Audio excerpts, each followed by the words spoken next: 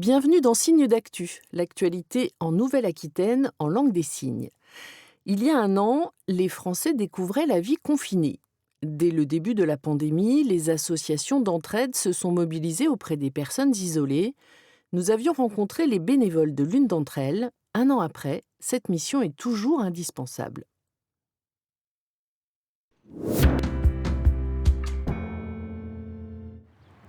Quand confinement rime avec isolement. En mars 2020, cette question a été mise en évidence.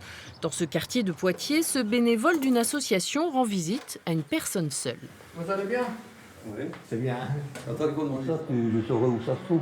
Oui, il est facile. Ça me permet de sortir de mon ordinaire, de briser ma solitude. On vit les uns sur les autres et on ne se connaît pas. C'est ça que moi je désapprouve. Il y a un an, les bénévoles de l'association CIP se démenaient déjà dans les premiers jours du confinement. Le nombre de bénéficiaires a fortement augmenté pour atteindre près de 400 personnes aidées dans le département. L'association a conservé ses locaux mais a dû recruter, faisant passer ses effectifs de 10 à 14 salariés. Ville dont on parle une langue. Beaucoup de gens ont pris conscience de l'isolement d'une partie de la population qui était en fait déjà en isolement, déjà confinée. Et en fait, ce qui a changé aussi, c'est que nous, on a doublé en nombre de bénévoles. On est à plus que doublé, avec plus de 650 bénévoles inscrits sur 90 communes dans le département. Dans la Vienne, 16 000 personnes de plus de 70 ans seraient concernées par l'isolement.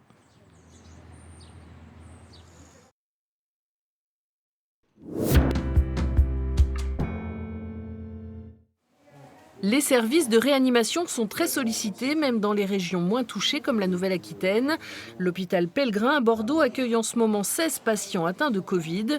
Une situation réévaluée chaque jour. Les médecins envisagent de déprogrammer des opérations pour augmenter le nombre de soignants dans ce service.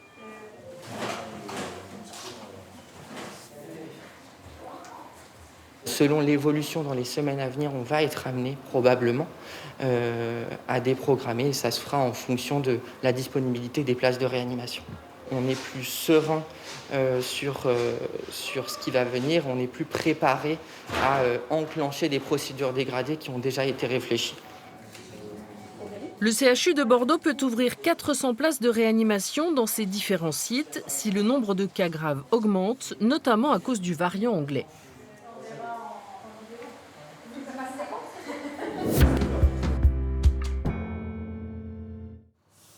Avec l'annonce du confinement en Île-de-France, les Parisiens sont arrivés en nombre dans la région pour profiter au moins d'un dernier week-end. On passe un week-end en Île-de-Ré, donc là c'est le dernier week-end où on vient. Et après on repartira lundi soir, on reviendra dans un mois. On reste juste 5 jours et après on repart. D'accord, travailler. À partir de ce soir minuit, vous pourrez plus repartir. Oui, mais comme on avait déjà nos billets, adviendra ce qu'il adviendra. On ne va pas se priver de vivre non plus. Et si les franciliens se sont fait discrets cette année, contrairement à la période de mars 2020, certains ont quand même prévu de rester plusieurs semaines. C'est une occasion, oui, parce qu'on peut prendre un peu plus de télétravail, donc on vient travailler ici plutôt que d'être à Paris au bureau.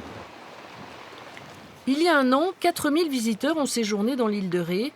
Ils devraient être moins nombreux cette année, les enfants allant à l'école et certains adultes devant être en présentiel au travail.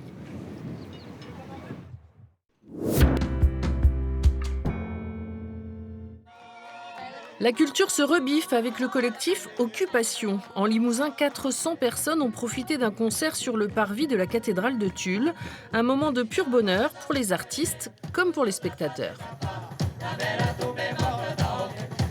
Vous faites ce métier, vous le faites pour quelque part être utile aux gens, enfin je sais pas, leur procurer quelque chose. Donc effectivement quand ils sont plus devant vous, vous vous sentez à moitié inutile quand même, voilà. Donc je tenais à venir absolument aujourd'hui pour défendre aussi toute la culture qui reste bloquée là. Ça fait un an en fait qu'on est complètement bloqué. Même ambiance dans les rues de Poitiers avec la culture à l'air libre, des rendez-vous festifs financés par la municipalité pour soutenir le monde culturel local. La commune a débloqué 40 000 € pour ces événements, une initiative qui donne le sourire. Le contact avec les gens, ça se perd beaucoup. Donc voir des gens danser dans la rue comme ça fait chaud au cœur et ouais, ça remonte le moral, franchement, moi j'ai bien aimé. On se dit qu'on a de la chance alors que c'est pas une chance, c'est normal, c'est naturel, tout le monde devrait pouvoir bosser, quoi. Des animations sont programmées chaque semaine jusqu'au 20 juin, mais la mairie ne communique pas sur les lieux de spectacle pour éviter les rassemblements trop importants. Il suffira de se balader dans le centre-ville pour avoir la chance de tomber sur des artistes.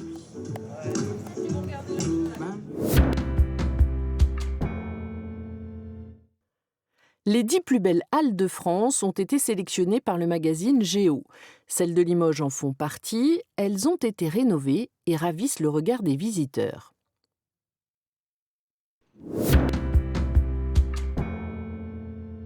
C'est un geste qu'il y a encore 2 ans on n'aurait jamais fait en entrant dans les halles. Prendre une photo de l'intérieur, c'est presque désormais un réflexe que l'on soit touriste ou limougeau. Je suis venue me promener, j'étais pas encore rentrée dans les halles depuis qu'elles ont été refaites. Et c'est vrai que c'est magnifique au niveau de l'architecture. Placé à l'entrée principale du bâtiment pour faire respecter le protocole sanitaire, cet employé de la ville constate effectivement le comportement des visiteurs. Plus l'intérieur, après un peu l'extérieur. Mais après, il y a pas mal de touristes, enfin pas mal, quelques-uns, mais du coup, oui, il y a des gens qui viennent prendre des photos parce que vu comme ça a été rénové, donc c'est vrai que ça change. Réouvertes en décembre 2019, ces halles représentent désormais un véritable attrait touristique. À l'instar de la gare des Bénédictins, elles sont devenues un lieu emblématique des circuits de visite de la ville. Les commerçants l'ont remarqué. Ils regardent la structure, ils regardent dans l'air, et bon, moi je les entends parler, ils trouvent que c'est magnifique. Hein. Et ceux qui ont connu avant, c'est sûr qu'il n'y a pas photo. Hein. Là, j'ai eu quelques Parisiens aujourd'hui qui sont venus et qui regardent et quand ils rentrent, c'est vrai qu'ils voient la charpente à chaque fois, ça impressionne. Et c'est vrai qu'à chaque fois, on a un retour là-dessus et je suis fier qu'elle fasse partie des 10 plus belles halles de France. En valorisant ces halles, le magazine Géo a donné un sacré coup de pouce à l'image de la ville et à son attrait. Le ventre de Limoges devrait donner encore plus d'appétit aux touristes de passage et à ses habitants. Dans sa famille, on la surnomme la Reine-Mère. Une Charentaise vient de célébrer son 108e anniversaire et elle est en pleine forme, physiquement comme moralement.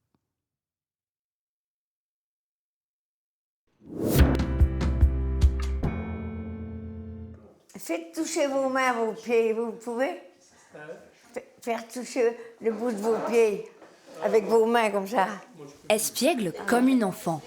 Même à table, Solange aime amuser la galerie. Justement, vous me ramasserez tous, hein. Sa grande fierté, pouvoir encore toucher ses pieds. Oh vous êtes plus souple que moi. Sa souplesse et sa vitalité ont de quoi impressionner. Cette habitante de Charente vient de souffler sa 108e bougie. Pour fuir la solitude de sa maison, Solange vient trouver refuge chez Janine, son amie âgée de 70 ans. Elle me tient compagnie pour moi, ça me fait énormément bien. Ça peut... Une autre personne qui est partie. Ce vide laissé par le décès de sa sœur jumelle, Solange est venue le combler. Et le moins que l'on puisse dire, c'est qu'elle a la langue bien pendue. Tout le monde sait que je suis une grande bavarde, c'est ça? On rigole souvent toutes les deux. Oui. J'aime beaucoup parler. J'aime beaucoup causer plutôt. Après le repas, place à la balade digestive.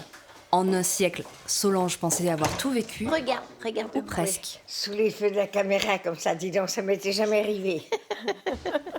Solange prend le départ. De quel côté tu vas aller? On va filer tout droit? Et pour marcher avec elle, Janine doit tenir le rythme. Le secret d'une telle longévité... j'ai pas de secret.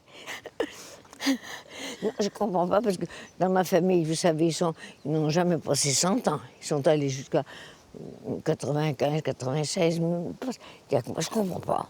Et en plus, vous prenez pas de médicaments, vous êtes en pleine forme. Aucun. Les 8 ans ne comptent pas. En partant, Solange nous a donné rendez-vous. Revenir en Charente dans 2 ans pour fêter ses 110 ans. C'est la fin de ce numéro de Signes d'actu. Merci de l'avoir suivi. Passez une très bonne semaine.